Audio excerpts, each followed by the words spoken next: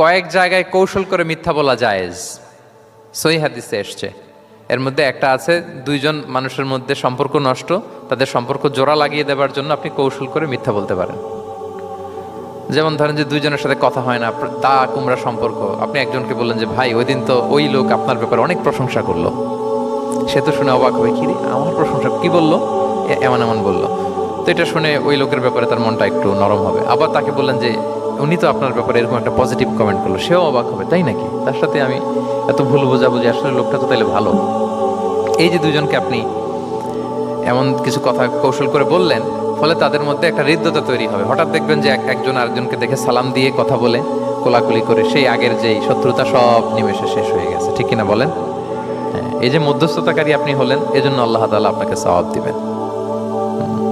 তাহলে বিবাদমান দুই গ্রুপ দেখলে আমরা আজ থেকে আরো ঝগড়া লাগিয়ে দিব না মিলিয়ে দিব?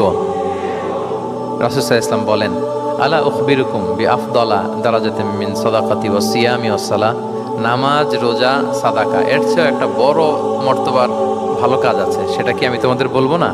সাহাবারা বলল, বলেন।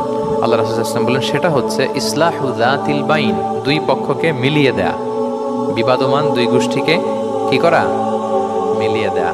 এটা নামাজ, রোজা, সাদাকা এর চেয়েও বেশি সওয়াবের কাজ। দেখেন।